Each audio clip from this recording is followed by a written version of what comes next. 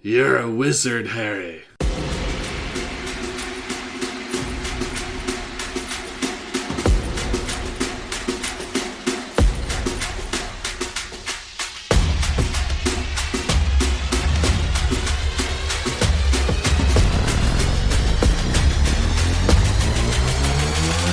Yeah.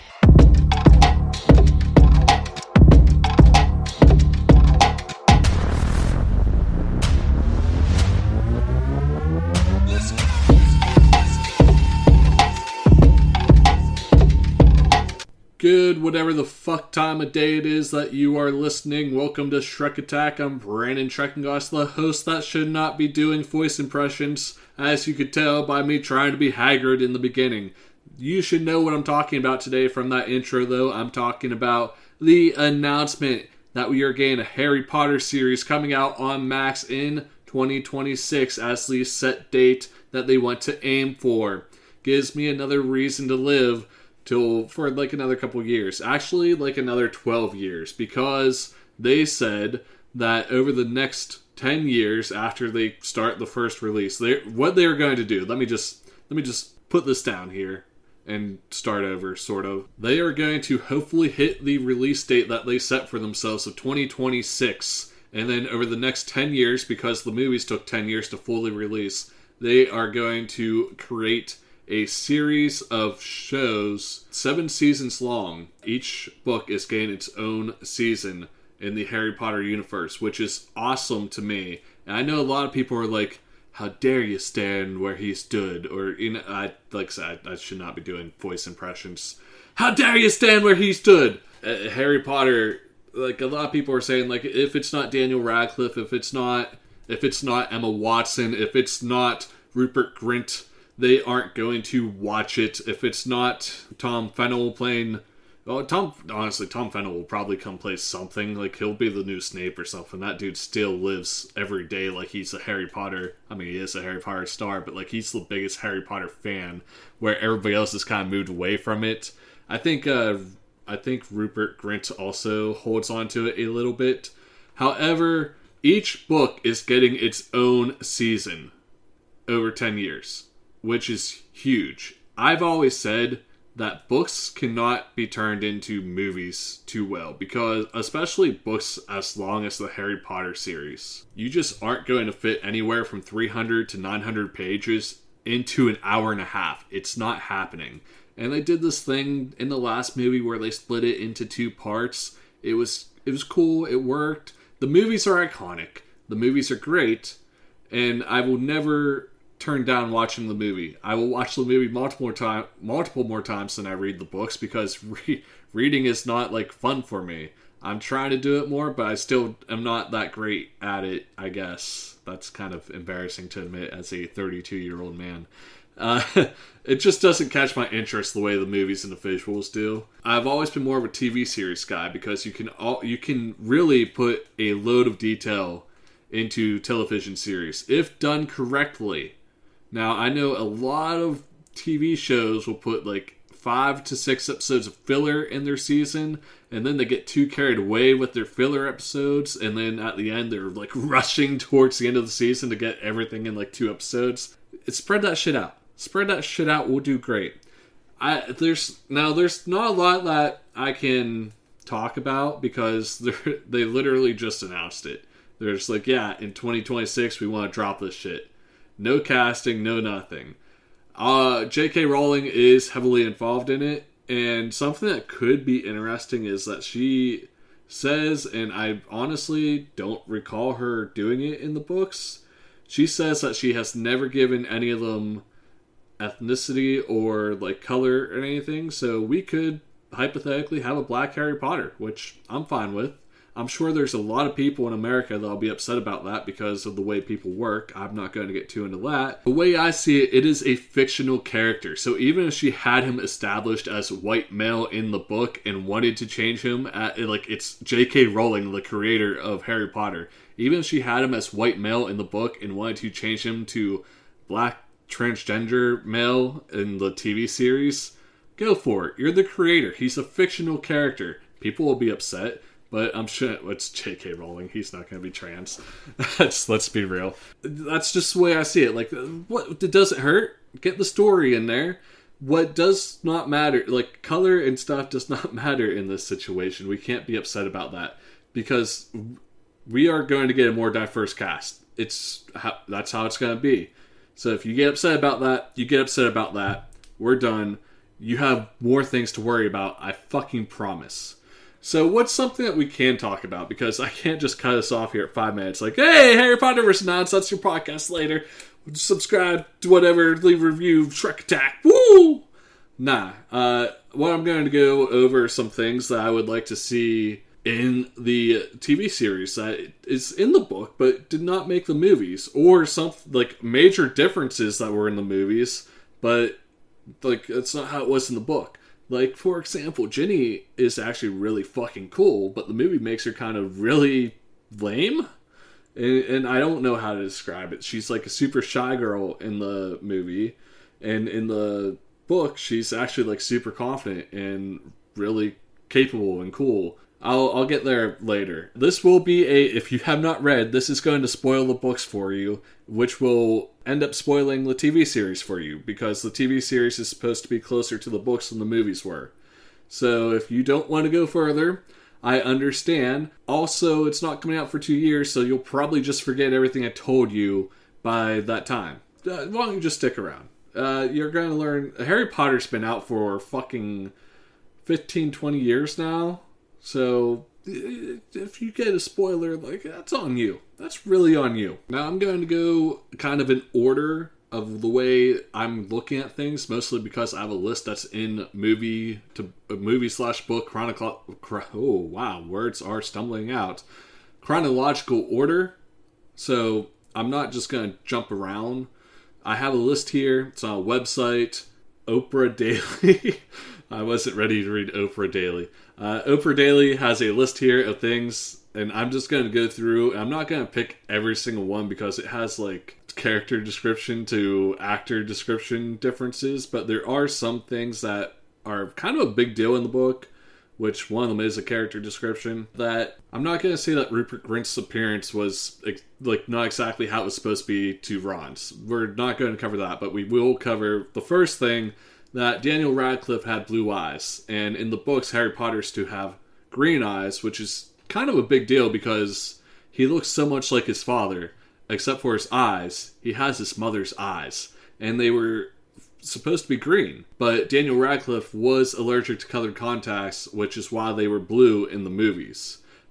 I think in the TV series they will go with green eyes, because it was supposed to be kind of a big deal here that Harry Potter has his mother's eyes, which are very, very green. Another appearance thing I'm going to touch up on, just because it has to do with Hermione, is she's supposed to have extremely bushy hair and large front teeth.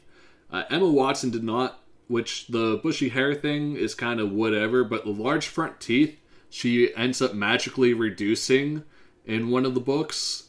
So that's just an appearance thing that I think they could do to demonstrate later that she does have some magical prowess to alter her appearance. The movie never mentions, it's such a simple line that they could throw in there. The movie just never mentions that the motorcycle that Hagrid delivers baby Harry on is Sirius Black's, and it's just a simple line. Hagrid, Dumbledore goes, "Where did you get the bike?" Hagrid goes, "Oh, off Sirius Black." Boom, done. In the films, they never mention that, and it's an important detail. It's foreshadowing. In the book, Harry actually speaks Parseltongue at the zoo to a python.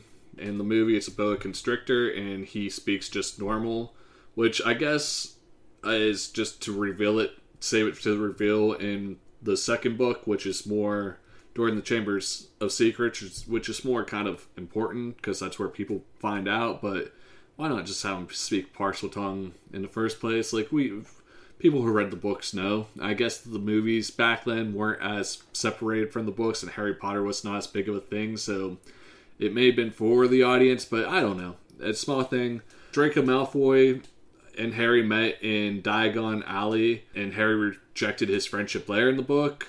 But in Hogwarts, in the movies, they meet at Hogwarts right before the Sorting Hat ceremony, which is something small, but I only mention it because the Sorting Hat does sing a song before every ceremony, except in the books where he never does.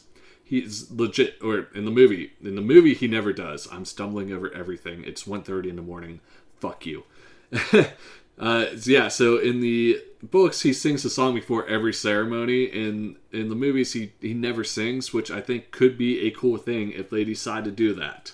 Also, in the Sorcerer's Stone, the scene where Voldemort, or Quirrell gets killed. Voldemort kills Quirrell, but Harry kills him in the film because we want our good guy to be a killer. I don't know. By touching his face, too. It's very, very, well, I think in the TV series, they'll have Voldemort kill Quirrell the way he's supposed to. And it's just Voldemort leaves the back of his head and Quirrell can't live without him because fiction.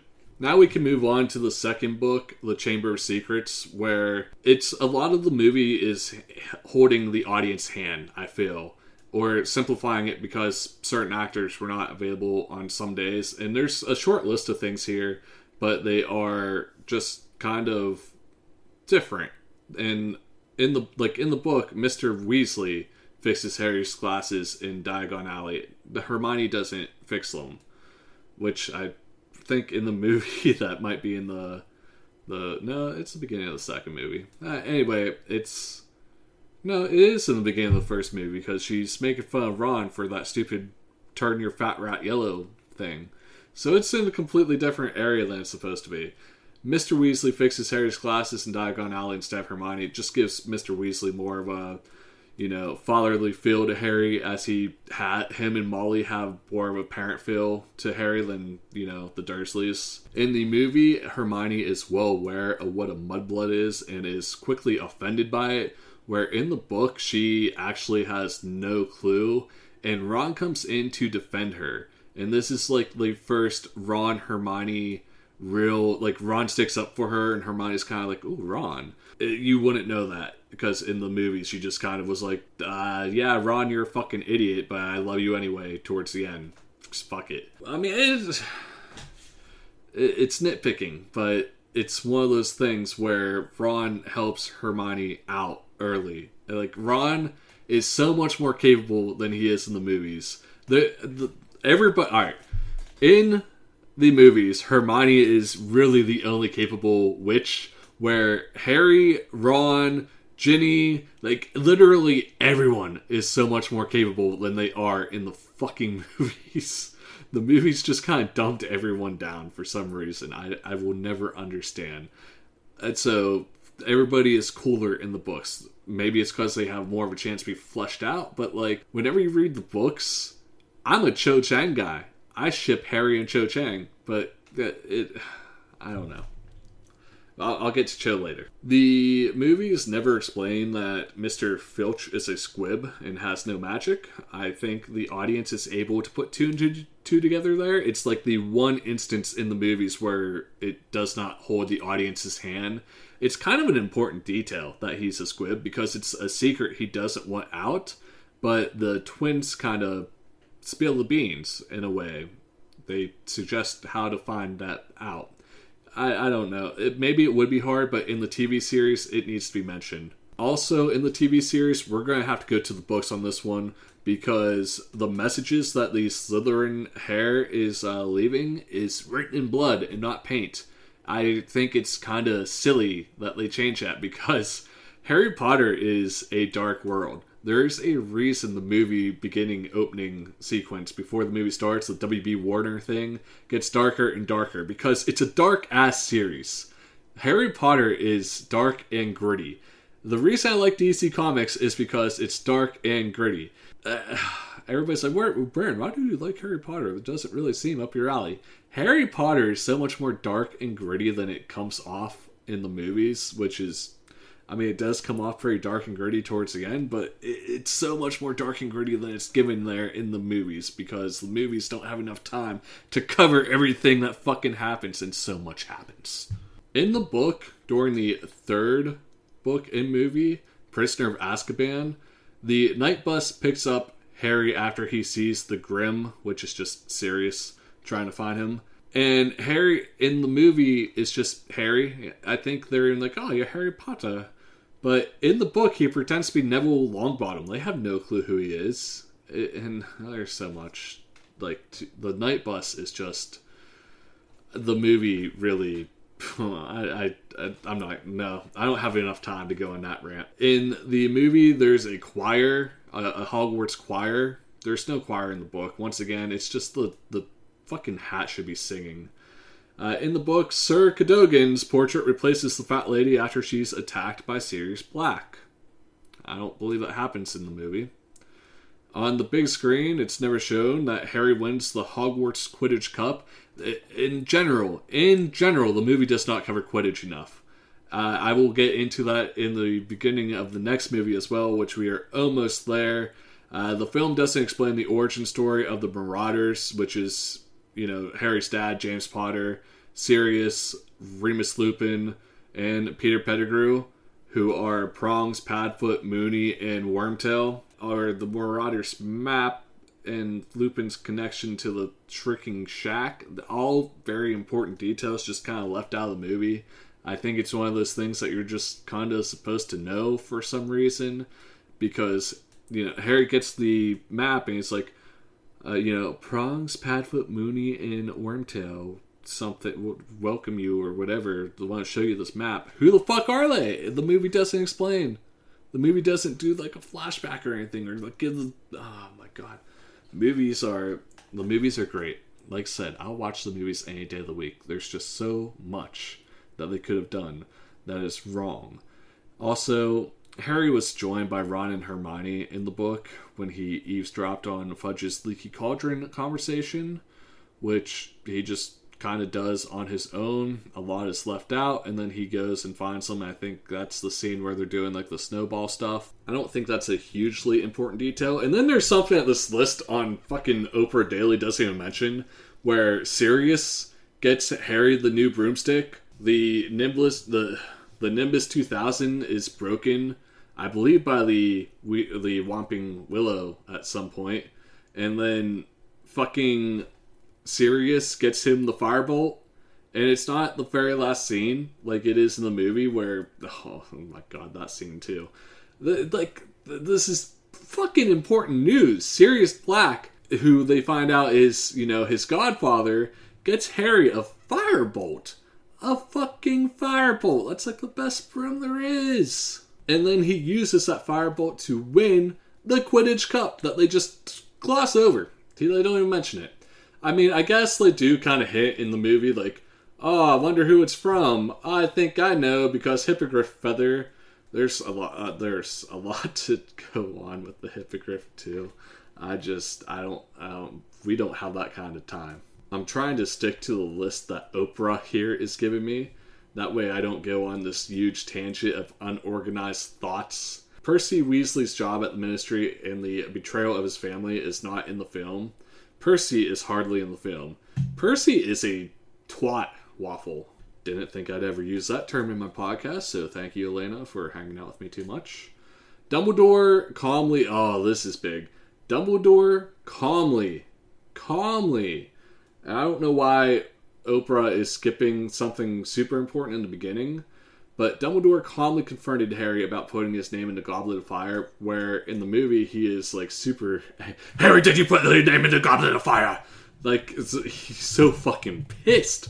And Dumbledore doesn't get pissed. Dumbledore is always the epitome of calm. And another thing that's not on this list, but we're going to go on my brain's tangent, the Quidditch World Cup is just not fucking like shown at all. They have the entrance. They don't mention... what's her name? The fucking house elf. Twinkie? I want to say, which is also not on the list. Like, the list doesn't even care. Why am I using this list? This is 65 major Harry Potter book versus movie differences. And it doesn't even mention fucking... is it Twinkie? I gotta look. It is Winky. I was right the first time because I know Harry Potter better than fucking anybody ever should. And I didn't even win the Harry Potter trivia that I went to. Oh, man. Speaking of characters that aren't... I'm going on a fucking tangent now. Speaking of characters that aren't in the movies, I'm just going to go down through the fucking list right here because I have it now. Charles Weasley! Charles Weasley! One of Ron's brothers aren't in the fucking movie. Peeves, the fucking poltergeist, who is a huge part of the fucking book. He does so many things. You would love Peeves because he gets rid of She Who Shall Not Be Named. Ludo Bagman, not in the movie. Bertha Jorkins, not in the movie. Cuthbert Binns, Andromeda, Ted Tonks, Hestia Jones, Marietta Edgecombe, Winky as previously mentioned, Marlene McKinnon, and Phineas Nigellus Black. Not all of them are important characters, but 1, 2, 3, 4, 5... I would say 6 of them are rather important, should be in the movie. Be glad that I'm going to go back to the Oprah list, because if I stay on Harry Potter Wiki, we'll be here all fucking day, all fucking night. I will do a 48-hour, probably at the very minimum, of differences that need to be included in the TV series that the movies did not include, but are in the books. Back to one of those characters that were omitted from the fucking movie, Ludo Bagman. He was the head of the Department of Magical Games and Sports. And his character was combined with Barty Crouch's, which is why he's kind of an important fucking deal. Because Barty, I can't really just get into this whole fucking logistics things. In the books, it explained why Rita Skeeter was able to leak so many stories, and it's because she is an unregistered animagus, and she can turn into a beetle. I do believe there was a scene that hinted towards it, but another one of those things where the movie didn't hold the audience's hand, and it was an important detail. The movie holds the hands on the dumbest fucking things, but does not get the important details. Hermione created SPOO, which is honestly a trip, but it's the Society for the Promotion of Elfish Warfare, and it's never mentioned in the movie. And during any good Harry Potter trivia, it should be mentioned of, what is SPOO. But the one I went to didn't have it, and I was fully prepared for it all night. I knew addresses and birthdays and stuff, but, it's fine. Everything is fine. So, in the movie, Neville gave Harry the Gillyweed for the second Triwizard Tournament. And I guess that makes sense because, Neville is kind of super into plants, and it would make sense for him to give it to him. However, in the book, it was Dobby, another beloved character who gives Harry the Gillyweed. I don't understand why they switched that unless it was to make Neville more prevalent and maybe use less CGI budget on Dobby, I guess. I don't know. Not really important. Another thing that I know I said I wasn't going to mention looks too often here, but Voldemort has red eyes in the books, and he is a lot more sinister looking as opposed to what we got on film. A lot of people, I guess, are pretty used to how Voldemort looks on film, but yeah, he was supposed to be a lot more menacing looking, a lot more sinister looking, red eyes, and more snake appearing than just not having a nose. And then after winning the Triwizard Tournament, Harry gave his winnings to Fred and George so they could start their joke shop, Weasley's Wizard Wheezes. And that's just not mentioned in the movies at all because fuck it. Now let's move on to the 5th book and film. Quidditch is not featured at all because Quidditch is just never fucking featured in the films for some reason. And it's such an important thing in this one because Ron is named Keeper, and then Professor Umbridge, who was She Shall Not Be Named earlier, banned Harry, Fred, and George from Quidditch. Ginny, who is lame as fuck in the movie, plays Seeker in the books to replace Harry, and she's rather fucking good at it. Another person who plays Seeker is Chell Chang, and Harry goes on a date with her in the book, but not in the movie. And they actually were a pretty good fucking couple. The film doesn't Hagrid told Harry about the Thestrals in the book because Hagrid is the Care of Magical Creatures professor and needs to display that he knows what he's doing. However, in the film, it just has Luna Lovegood tell it, And don't get me wrong, Luna is a great character, but Hagrid is just doing his motherfucking job, and they decide not to do that in the movie for whatever reason. I know this seems like a minor detail, but like you just whenever you read the books, you understand the characters are all so much fucking better for different reasons. Hagrid doesn't just go, "Oh, I shouldn't have told you that. Oh, I shouldn't have told you that." I mean, yes, he says that plenty, but the dude knows shit. The film doesn't show the full extent of Snape's worst memory, which involved Lily Potter and the Marauders and a little bit of fucking bullying, more than, was shown in the movie. And Alright, well, this is where... This is something that really upsets me as a Cho Chang shipper. She spills the beans in the film. She doesn't do that. It's not her. She's not a bad guy. She is actually, she's so fucking cool. She's so fucking cool, and I still ship her and Harry. Marietta Edgecombe in the book is who is the snitch, or whatever the boy will spell out on the forehead of the person who told. So, Cho Chang is not as guilty as the films make her out to seem. I don't know what the films have against Cho Chang, or, most characters. Another small detail that is not mentioned in the film for whatever reason is Ron and Hermione are prefects during their 5th year. You'd think that'd be like a major detail, but no, just the movie says fuck it. It doesn't matter. They're the Harry sidekicks. Fuck it. And then, of course, the 5th movie is the one where they dive into the prophecy a little bit more. And it's Professor Trelawney's prophecy because she's like a real prophet. That just seems like a quirk. The prophecy says the Chosen One will defeat Voldemort. Born to those who have thrice defied him, born as the 7th month dies. It could have also applied to Neville Longbottom. A lot of people know that these days because of the internet. However, back whenever the movies came out, Longbottom was just some dweeb, dork dude who just happened to got cool enough to use a sword in the final movie. Like, he knew about plants, and other than that, he was a klutz. And it could have been him that the prophecy was referring to. It just so happened to be Harry Potter because that's who Voldemort ended up choosing to have go after him. Moving on to the 6th book and movie. Harry Potter inherited 12 Grimmauld Place and Creature in the book after Sirius Black's death. However, they never wanted to use it because Bellatrix is also related to Sirius, and they thought that she could somehow get the deed from being in, in the will some way, shape, or form, even though Sirius specifically leaves it to Harry. And that would be another great trivia question, what's the address and how did Harry inherit from Sirius? Why did they not use it after Sirius's passing?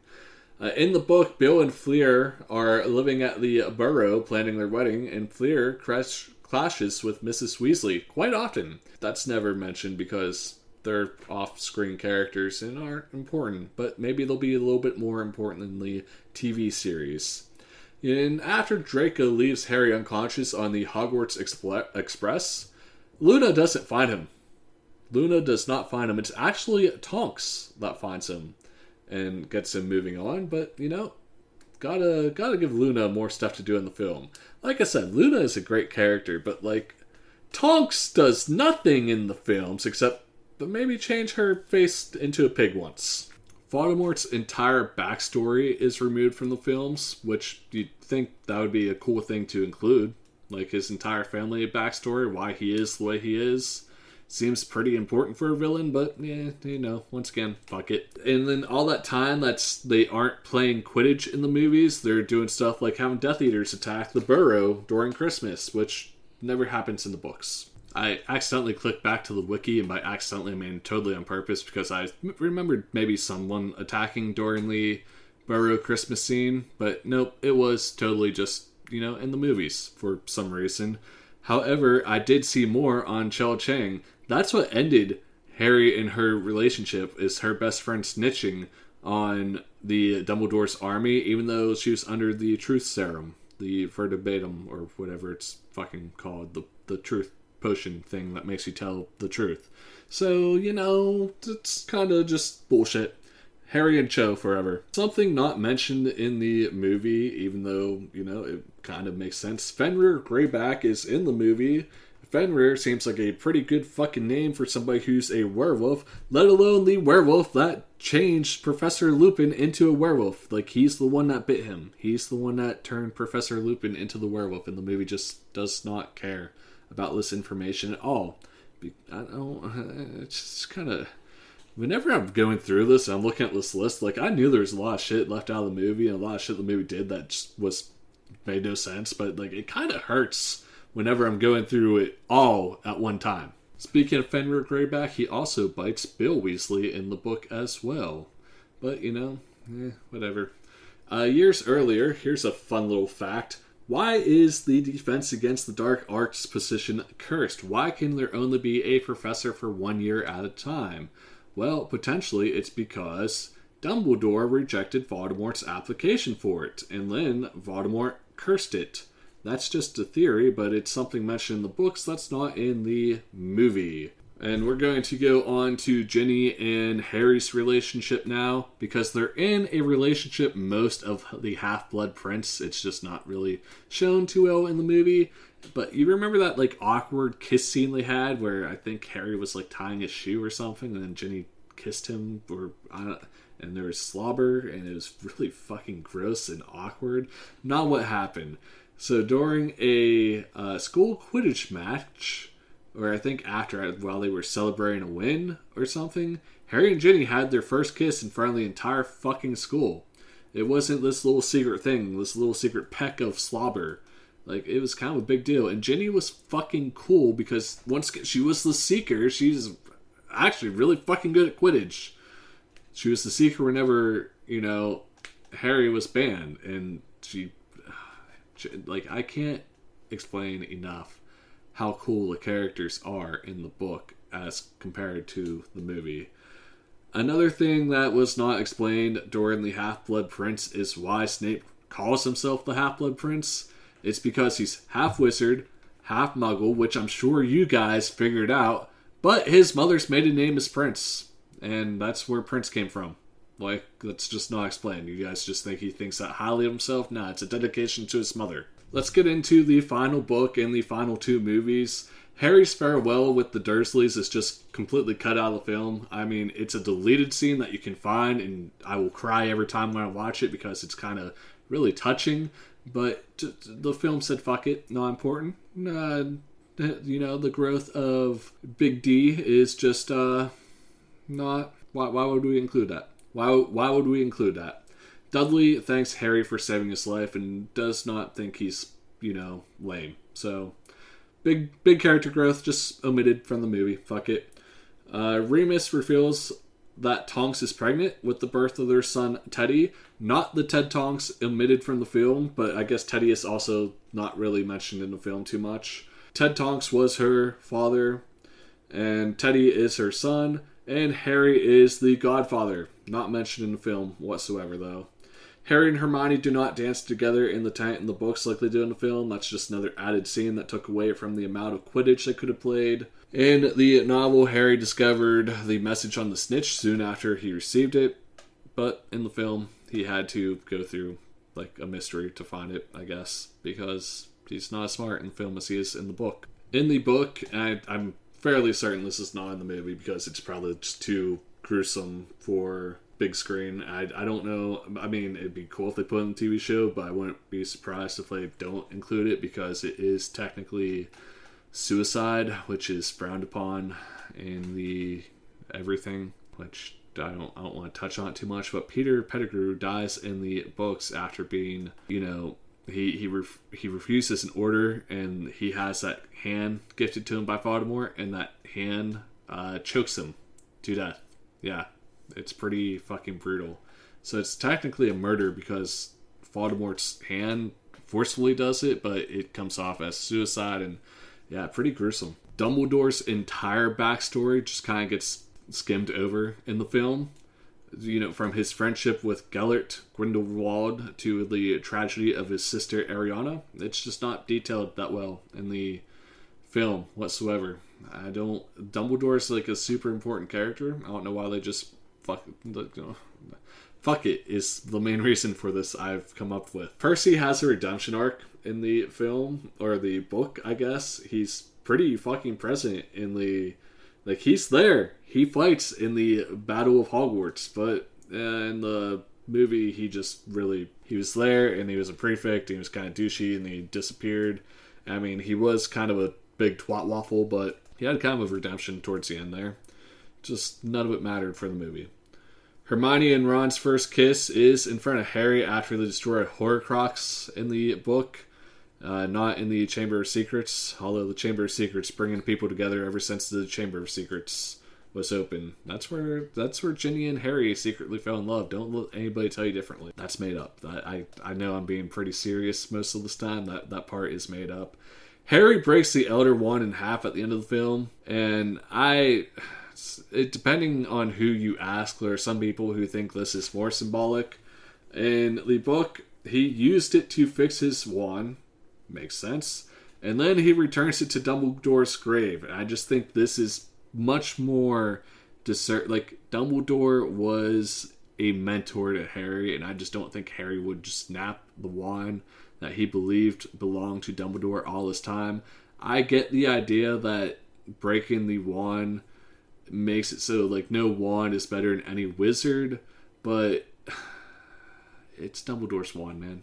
It's like, return it to his grave. Then Oprah does mention a few missing characters, and there's something else I wanted to point out. James and Lily Potter, whenever they died, were just 21. Oprah mentions this in her webpage. And two other notes that I will get to, but there are things I already said. James and Lily Potter, Harry's parents, were 21 whenever they died, but they were portrayed by much older actors. Same with Remus, Sirius, Peter, who would have been around 32 when they were first introduced to Prisoner of Azkaban. Yeah, that math adds up. Because if they died whenever Harry was 1, they were 21. About 10 to 15 years later, whenever he meets everyone else, yeah, they'd be in their lower 30s. I like to think I don't look as old as them, but nah, maybe I do. I have gray hair, especially in my beard. It says that Potterheads have long complained about how Ron was portrayed, and like I said, he was a lot more capable in the book than he was in the film, and the film used him as a comic relief very often and kind of made him... I don't know how to explain it, but a lot of intelligent moments throughout the books were given to Hermione on the big screen. There were a lot of Hermione moments that were actually Ron moments. And then it says that fans also felt that Ginny was dealt a disservice in the films. She is much more outgoing, vivacious, and dynamic in the books, which I agree with 100%. Like I said, she was so much cooler in the books. Great disservice given to Ginny. As well as Cho Chang and everyone else in this fucking movie. The films are great. Iconic, absolutely. Do not touch the books, though. And I don't, it makes me think that I should read more books that movies are based off of. Once again, a 32-year-old man that sucks at reading. However, I will stand up for this one whenever I say I understand why people say the books are better than the movies. Yeah, absolutely. No contest. And I'm hoping this TV series is able to capture a lot more that was in the books than the movies were able to, and is a lot more accurate. I don't care how diverse they want to make the cast, just make the story more accurate to the books, and I'll be a happy camper. That's all I have for today. Thank you for listening. If you would, kindly rate the podcast. Share it with a friend, especially if you think that friend will enjoy it. Hit the share button on Facebook. I do have an issue on Facebook where my personal account cannot share my Schrec Attack account. So I don't know if you guys can share my Schrec Attack account. Wow, that's a sense. My Schrec Attack account. Wow, tongue twister. Say that like 5 times fast. I'm not doing it right now. You can do it on your own time. Let me know how it goes. But if you try to share my Schrec Attack statuses that have my episodes in them and you're not able to, please let me know. Because I'm gonna, I've looked into it a little bit, but, I couldn't figure anything out. And it's gonna be something I'm gonna have to probably go to, help the customer help of Facebook for, which is going to be fucking miserable. Let me know what you're looking forward to most with this Harry Potter, can we call it a reboot, TV series? And, rate the pod. I already said rate the podcast and stuff. If you want to follow me on social media, all my personal ones are at the real B Schrec. That's at the real BSCHREC, just like the podcast spells it. Schrec Attack has a Facebook and Instagram and a TikTok. If you try to look up my personal social media and you cannot find it, I'm not on whatever you are looking on, because that's my username for everything. So, Schrec Attack has Facebook, Instagram, TikTok, personal one at the real B Schrec. It's 2 a.m. I'm fucking tired. I need to go to bed. I have a dentist appointment in the morning. I have fucking work because that's a 17-hour shift and all this fun stuff. Yay! Love you all. Bye. Hit the fucking music. Yeah.